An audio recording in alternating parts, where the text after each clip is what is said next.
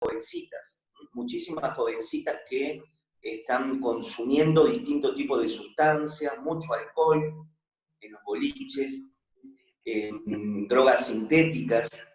Entonces esto hace que lamentablemente se esté equiparando prácticamente entre los varones y las mujeres.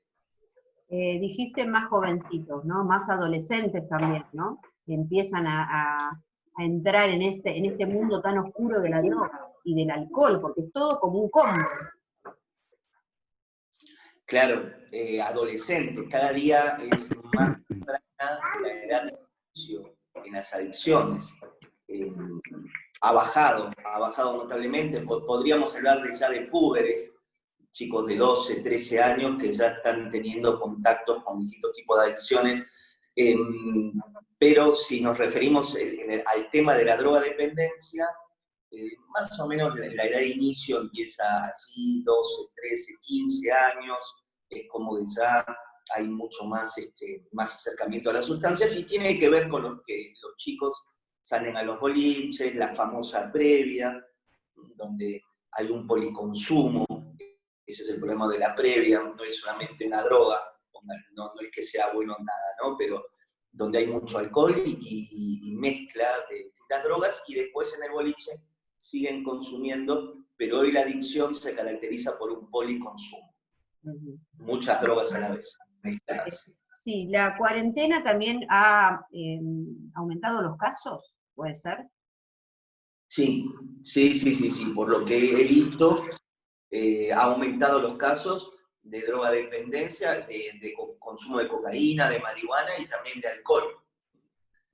Pensar que todas estas personas con problemas de adicciones de repente se encuentran en una situación estresante como el de la cuarentena, y es una manera, de alguna forma, para paliar el estrés inherente, el estrés en sí mismo que significa la cuarentena. Entonces, el abuso es mayor, ha aumentado. Claro. El tema de las familias también, ¿no? Que lo sufren, que a veces, como yo te decía primero, que por ahí no lo quieren ver al tema, y después se produce como una explosión de síntomas, y ya es inevitable ocultarlo, ¿no? Que en ese caso la familia, ¿qué es lo primero? Una vez que lo acepta, ¿no? ¿Qué es lo primero que debería hacer? Claro, mira, pasa bastante tiempo hasta que la familia se entera. No se entera de la noche a la mañana. El consumo empieza, la adicción entró a la casa, en el hogar, y no toca la puerta de entrada, un timbre y entró. La droga entra por la ventana, entra a escondidas. Entonces, la familia cuando toma conciencia, cuando se da cuenta, mejor dicho, cuando empieza a sospechar, ya tiene la adicción dentro de la casa. Claro. Entonces, en ese momento, sale a buscar ayuda, ¿no? Porque comienzan a producirse cambios en aquel chico, jovencito que normalmente empiezan a esas edades, empiezan a haber cambios en su conducta, nuevos amigos, si eran buenos estudiantes, bajan las calificaciones, más irritables. Entonces se van produciendo cambios en los hijos que los padres alertas comienzan a preocuparse por esto de acuerdo a los cambios de conducta, ¿no? Planté, ¿estás ahí? Reinicié el audio. Reiniciarlo, sí. Perfecto. Sí, ahí lo reinicié. ¿Estabas Estoy escuchando? más cerca del módem a ver si se... Sí, estaba escuchando. Se te escucha mejor. Sí, coincido. Ahora se escucha mejor. Sí. Sí, coincido totalmente con lo que está diciendo el doctor, ¿no? Lo que se ve de hace unos 20, 30 años es que va bajando la edad de inicio de consumo, el policonsumo de sustancias, donde lo que más se ve es justamente los abusos graves, no por el nivel tanto de la adicción tan severa que había en los años 50, 60, digamos, del siglo pasado, pero sí coincido con él en todos los aspectos que está planteando. ¿Cómo se logra que un joven quiera curarse, quiera hacer un tratamiento? Porque por más que la familia lo vea y quiera ayudarlo, ahora, esto es una contradicción, Sí. ¿no? Porque el que está enfermo de adicción está difícil para que quiera curarse. Entonces ahí hay como un choque de ideas, ¿no? Sí, sí, es lo que nosotros llamamos la demanda, ¿no? ¿De dónde aparece la demanda? Si la demanda es del sistema familiar, la madre, el padre, la madre que está angustiada, hermanos, ¿no? Amigos, a veces, y si el propio paciente, el propio consumidor, si él tiene demanda, si él realmente está sufriendo lo que está pasando, pero además de que lo sufre, que realmente está dispuesto a hacer algo. Nosotros lo llamamos eso demanda tóxica, ¿no? Que es capaz de ya pedir ayuda porque se siente que está intoxicado, se siente que le está haciendo mal, se siente que está produciendo, es evidente que le está produciendo un montón de perjuicios, pero hasta el momento en que hace el clic o el crack, ¿sí? De que decide realmente consultar y aceptar hacer un tratamiento. Claro, porque para llegar a pedir esa ayuda necesita estar en el fondo del pozo por ahí ya. Y muchas veces sí, muchas veces necesita el fondo del pozo, muchas veces necesita también que la familia haga una previa consulta y ver cómo manejar el tema, porque eso no es sencillo.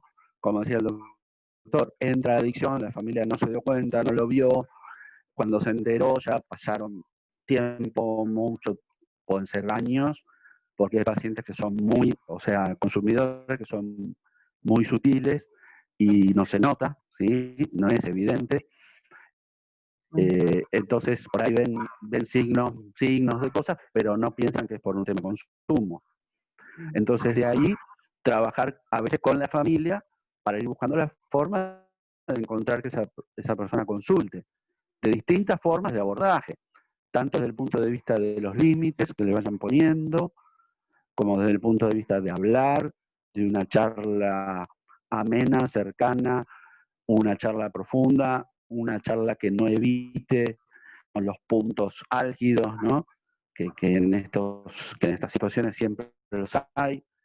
Y sí, hay situaciones muy distintas. Hay gente, consumidores que rápidamente aceptan y entran en tratamiento, hay otros que dicen que van a hacer el tratamiento, pero en realidad nunca no están predispuestos, ¿sí? Van porque la familia los obliga, pero en realidad no van haciendo un proceso porque no hay una real aceptación de la problemática, o porque no quieren salir del problema y quieren seguir consumiendo.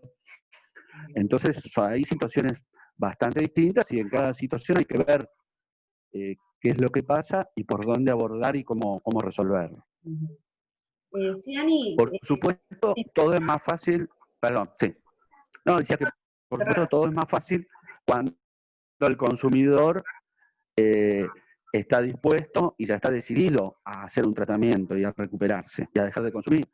Ahí, por supuesto, todo está ya bastante más avanzado y más ganado. es lo ideal, ¿no? El caso ideal es el joven o la persona o el adolescente que quiere curarse. Lo que pasa que, bueno, cada caso debe ser distinto y bueno, y tendrá un abordaje distinto.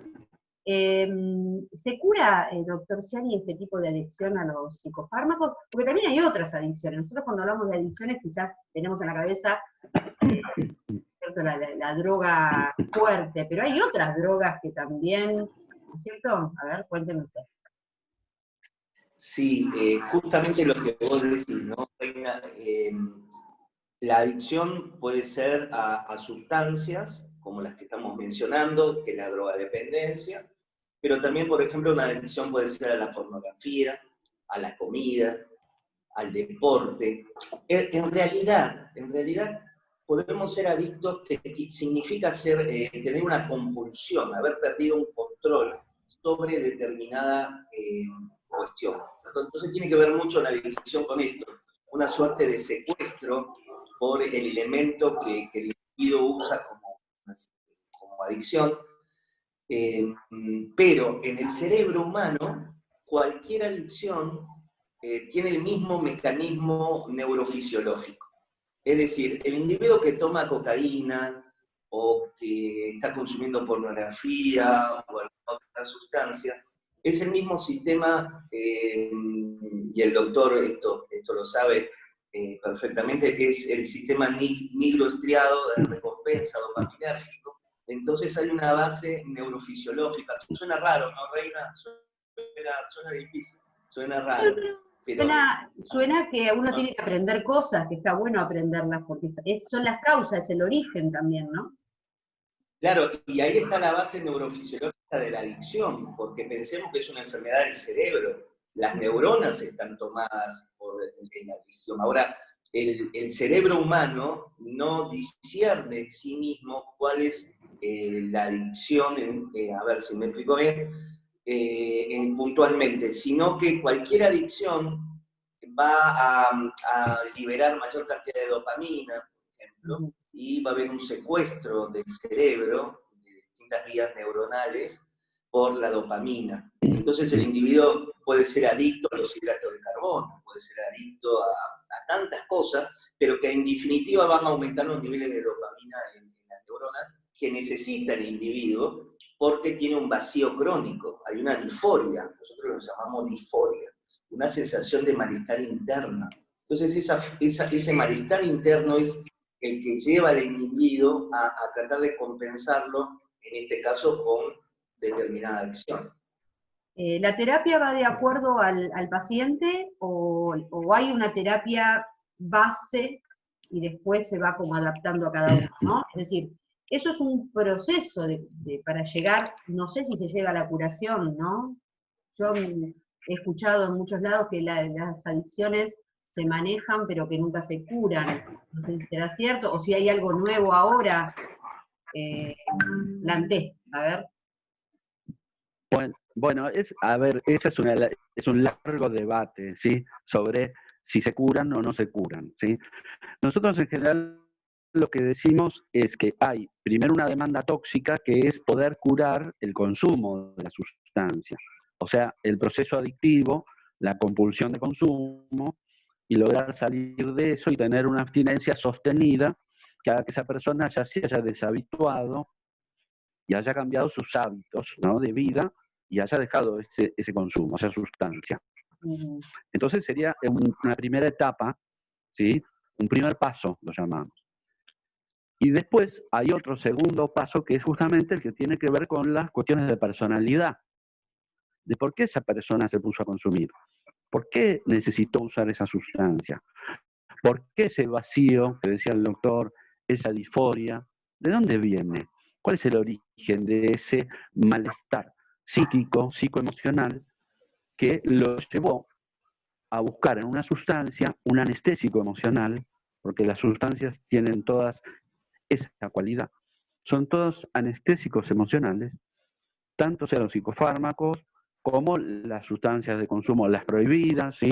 La cocaína, o la marihuana, o el alcohol, u otras, que tienen ese efecto. Entonces, esa anestesia emocional es porque hay un malestar. Entonces, una vez que logró dejar el consumo, entonces ahí puede empezar a entrar y a entenderse y a poder comprender más sus propios estados emocionales y de qué se trata y por qué llegó a esa situación. Ir a la causa, ¿no? Ir a la causa, exacto. Eso lo llamamos entonces la demanda. ¿Cómo? Perdón. Supongamos a alguien que dice, bueno, hace el clic ese y se quiere hacer tratar. En el tiempo mínimo y máximo que pueda llegar a tener un tratamiento. Claro, en general, digamos, la abstinencia, la primera abstinencia de tiempo que se busca, ¿sí?, es aproximadamente un término medio de 8 meses. Ese es un tiempo en el cual nosotros vemos que se empieza a producir un proceso en ese cerebro, en esa persona, en ese ser humano, un proceso donde empieza a cambiar y empieza a tener una mayor percepción de sí mismo, se corre el tema de la droga, se corre la anestesia emocional y empieza a contactar consigo mismo. Y ahí se puede entrar en esa etapa. Los tiempos, entonces, van a ser, ya vemos que son tiempos prolongados. También depende, por supuesto, del nivel de adicción, la gravedad, la frecuencia de consumo, bueno, todo el nivel de gravedad en el que estaba. pero estamos hablando de términos medios. Entonces, esos tiempos después necesita todo el proceso terapéutico ya más en profundidad, en donde también, por supuesto, hay que seguir sosteniendo la abstinencia. Por eso es un tratamiento especializado el de las adicciones. No es un tratamiento de salud mental convencional o de otro tipo, sino que es un tratamiento especializado en donde hay que manejar este tema. Como decía recién el doctor, el circuito de la recompensa. El circuito de la recompensa es el circuito neurológico de la dopamina que todos tenemos, pero que justamente esa gratificación o el poder sentirse bien o tener felicidad, para decirlo de otra forma, nosotros tenemos un circuito por el cual lo logramos. Ahora, cuando uno no lo puede lograr y necesita sustancias para lograr eso, entonces queda preso de esas sustancias. Y cuando las deja, se siente muy mal porque justamente dejó la anestesia, ¿no? La anestesia calma el dolor. Si yo saco la anestesia, ¿qué pasa? Me empieza a doler de vuelta.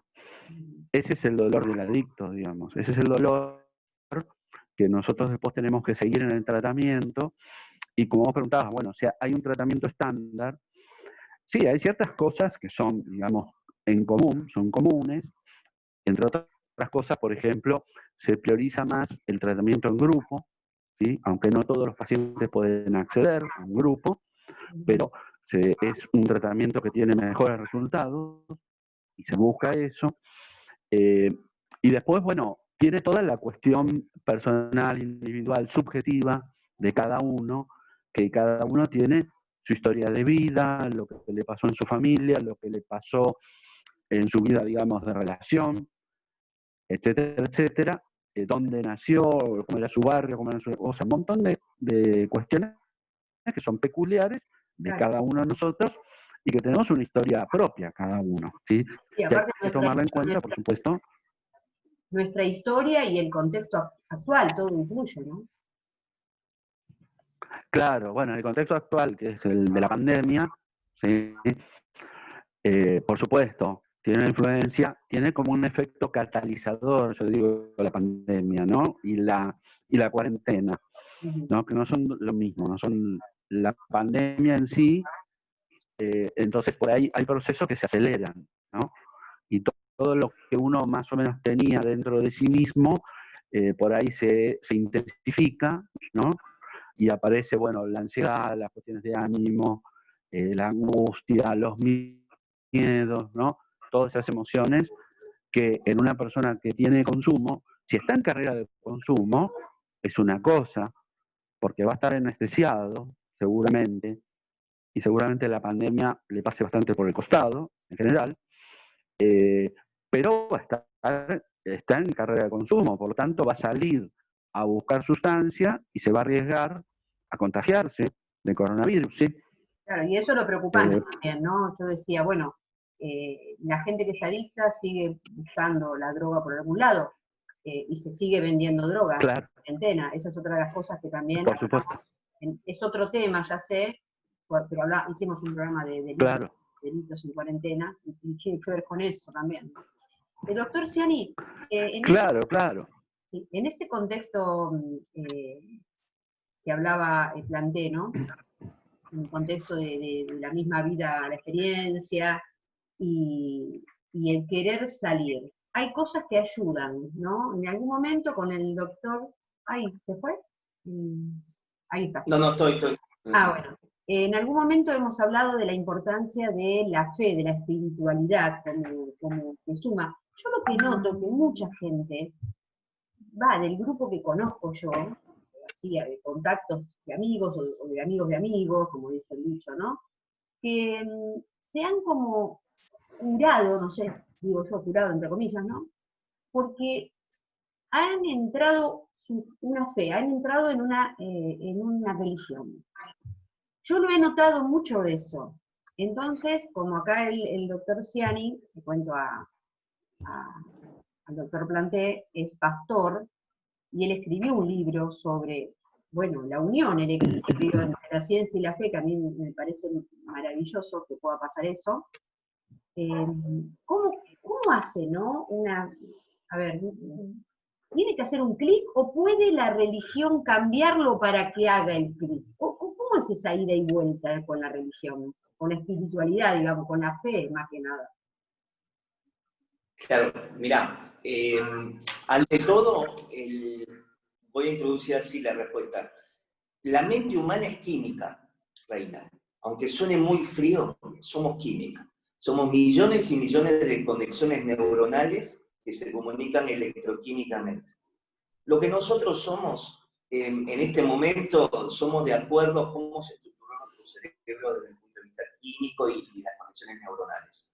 Ahora, ¿qué se vio? ¿Qué se estudió? Se estudió que la espiritualidad, la conexión con Dios, tiene la capacidad de modular las conexiones neuronales. Es decir, yo tengo 54 años, tengo un esquema de pensamiento, tengo una historia emocional, todo eso ¿dónde está? Está en las conexiones neuronales. Entonces, el adicto también, que sufrió tanto y que viene arrastrando tantas cuestiones, porque sufrió traumas profundos en su psiquis, normalmente a temprana edad, y queda con daños en su sistema neuronal, o este sistema no se arma bien. Ahora, lo que se vio es que cuando la persona conecta con lo espiritual, la espiritualidad tiene una capacidad de modificar químicamente a las neuronas, a las comunicaciones neuronales. Entonces, una experiencia religiosa, una experiencia espiritual, tiene la capacidad de aumentar, por ejemplo, la serotonina, que es el neurotransmisor de la felicidad. Tiene la capacidad de aumentar la dopamina, la liberación de dopamina, que es el neurotransmisor del placer. Las endorfinas, que son neurotransmisores las cuales traen paz. Entonces, esto es un gran misterio, ¿no? Hay una conexión evidentemente entre lo espiritual y lo mental. Ahora, lo espiritual es sobrenatural, porque el individuo, pensar que el individuo viene con su mente, ¿no? Y esa mente que está dolida, que está dañada, que está sufriendo, y se armó de esa manera a partir del sufrimiento, hay una experiencia sobrenatural que trae una modificación en sus patrones mentales, en sus patrones neuronales. Eso se denomina neuroplasticidad. Entonces, lo que se vio es que la espiritualidad y el contacto con un ente sobrenatural, espiritual, produce cambios neuroquímicos y aún la estructuración del cerebro humano. Esa sería la explicación neurofisiológica y de las neurociencias para el efecto de la espiritualidad trayendo estos cambios tan profundos. Porque pensar que las adicciones también trabajan hacia las mismas células, las neuronas. Entonces, en vez de que esas neuronas estén secuestradas por la química de esas sustancias, ahora están secuestradas, por así decirlo, por una experiencia espiritual y mística. Entonces, la gran discusión hoy en día es que si mi cerebro crea a Dios o existe un Dios que tiene la capacidad para moldear mi cerebro. Entonces, un adicto que viene vacío, sufriente, que viene trayendo una historia triste, escucha en un sermón, por ejemplo, que el pastor o el sacerdote dice: Cristo lleva tus pecados y ya no tenés culpa, y ahora a través de Cristo ya no estás huérfano, sino que ahora tenés un Padre, y un Padre Dios. Ese individuo que viene con las carencias de Dios, del Padre, que lo aceptan, que no lo rechazan, al escuchar esa palabra, eso va directamente a las conexiones neuronales, eso llega a las neuronas, y entonces trae un impacto espiritual, emocional, a través de la palabra, en este caso, ¿cierto? Produciendo cambios en las neuronas y aún en la expresión genética. Y lo que te menciono se llama epigenética. Y lo que se vio es que la espiritualidad tiene la capacidad aún de producir cambios en la expresión de los genes. Y para que un adicto, desde mi punto de vista, termine de curarse, de sanarse, debe de producir cambios también en la expresión genética. No alcanza con los cambios a nivel neuronal. Entonces, la espiritualidad, que es un misterio, sigue siendo un misterio, ¿eh? Esto es un relato, pero da para pensar, pero lo vemos, y el doctor seguramente lo ve, y esto es parte de su experiencia seguramente. Personas que tienen un encuentro espiritual, como tienen un plus, una facultad mayor para poder salir de las adicciones. Yo tengo que ya empezar a cortar el programa, porque son 4:55 y la radio es hasta las 5 tengo el programa, así que se nos atrasó un poco todo, les pido disculpas, porque bueno, tuvimos que organizar a último momento esto de la plataforma digital, que ya excede a lo que uno puede hacer, entonces tuvimos que modificar los tiempos. Sí. Lo vamos a seguir, lo vamos a retomar, lo que tienen un minuto Planté, un minuto Ciani, los dos Gabriel, para que cierren ustedes, ¿no? El tema, me parece a mí que lo pueden cerrar con lo que ustedes quieran y sientan que tienen que decir Está a una bien, familia, ¿no? ya que se habló de esto, de lo religioso, ¿no? Hay tratamientos, uno podría decir, hay tratamientos que son de estructura confesional, ¿no? Donde está, digamos, la parte religiosa muy presente, y hay tratamientos que no son confesionales. Pero lo que sí, digamos, uno puede decir es que de alguna forma el espíritu humano, lo vincular, está relacionado justamente a lo vincular y a la posibilidad de pertenecer a una comunidad, sentirse integrante de una comunidad, sentirse no excluido, ¿sí? Y poder participar de todas las vivencias y de todo el intercambio que tiene la vida de comunidad.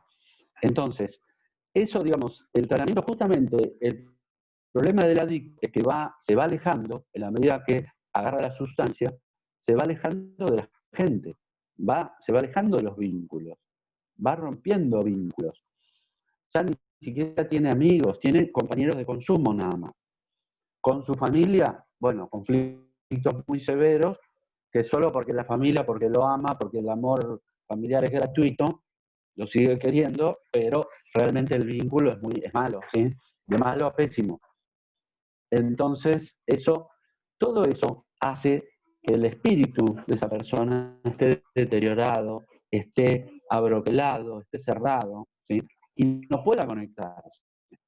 Entonces, al correr la sustancia, justamente lo que hay que trabajar es en eso, en esa revinculación con su familia, con su contexto, con su contexto, con el espacio vincular, laboral, todos los ámbitos en donde el ser humano se desarrolla y se vincula. Eso, digamos, tengo que cortarte porque me estoy metiendo la transmisión. Por mí te dejaría hablar, pero no. Listo. Bueno, gracias, Planté. El tema da para largo, pero listo. No, pero lo vamos a hacer, vamos a tener, siempre dejo pasar un mes entre tema y tema, ¿no? Para que la gente también lo vaya pensando un poco y no seamos repetitivos en los temas, eso es mi perfil que tenemos en el programa, ¿no? Pero es un tema que sí, que da para más, sinceramente sí, y uno aprende mucho. Doctor Ciani, ¿qué decirle? Que sus charlas con su esposa a la noche son espectaculares. Los felicito. Muchas gracias. Creo que empezaron como un juego. Y es ahora, un juego. y ahora ya lo tienen muy organizado, me gusta mucho. Yo casi siempre estoy por ahí dando vuelta, a veces me quedo menos, a veces más, depende de mi... Tengo las clases del Instituto de Periodismo que son de noche, entonces a veces no puedo estar en todos lados. Pero un gusto, muchas gracias a los dos por estar, por el sacrificio que hicieron, porque la verdad que a veces estar en estas plataformas puede salir muy bien y a veces no, qué sé yo. Yo cada programa puedo escribir un pequeño libro de cada programa de todo lo que nos pasa. Pero acá estamos, poniéndole la mejor onda. Bueno, Gabriel Planté, lo conozco yo de antes, muchísimas gracias, sé que también es un excelente profesional, y te agradezco, sé que estás ahí ocupado, tuviste que trasladarte de lugar y qué sé yo, ¿no? Y bueno, a los dos muchísimas gracias. Me tuve que trasladar para que haya mejor. Sí, uno va mejorando. Para que haya mejor conexión. Y sí, ¿por qué va a ser? Pero bueno. Gracias, doctor. Bueno, Reina, muchas gracias. Muchas gracias. Gracias por la invitación. Gracias. Bueno, gracias a ustedes. Bárbaro. Bueno, yo cierro el programa, ustedes si quieren se quedan, si quieren se van, hagan como quieran. Bueno, por lo pronto ya estamos a las 5 de la tarde, si la radio ya quiere, sí, ya nos están diciendo. Bueno, Hernán en la operación técnica, si quiere ya poner el final del programa, les mandamos un saludo para todos. nos quedamos un poco cortos, y la transmisión se va a cortar también, ¿no? Porque tenemos el tiempo justo. Gracias, Carolina. Por favor, Reina, y bueno, subo la recomendación de la serie a la página de Periodismo a Mano, así lo pueden ver por ahí. Sí, lo que podemos hacer, yo te puedo sumar en mi transmisión directa en mi muro, y te sumás. Bueno, dale, no hay Ari problema. también. Es la primera vez que vamos a hacer esto. Te aviso que no lo hicimos nunca. Hay que probar. Creo que el operador de la radio se fue a tomar algo, porque no nos está cortando. No, Seguimos ahora sí. pero no sabemos qué va a pasar. Bueno, estamos en la M810 todavía, le mando un beso muy grande a todos los oyentes, al operador, si está ahí, raro que todavía no nos cortó, no sé qué es lo que está pasando. Bueno, le mandamos un beso, nos encontramos los martes y jueves a las 4 de la tarde, como siempre. Y bueno, ahora vamos a seguir por la transmisión que tenemos, otra transmisión que tenemos. Ponemos la mejor música. Ahora sí. Te damos la mejor compañía. En fin, una... Bueno, gente, nos vemos, ahí nos fuimos de la M810, y los espero, Marisa y Carolina, en la transmisión mía que estoy haciendo en mi muro, que ahora los uno ahí, y vamos a hablar de qué película vamos a ver este fin de semana. Chau, chau. Bien.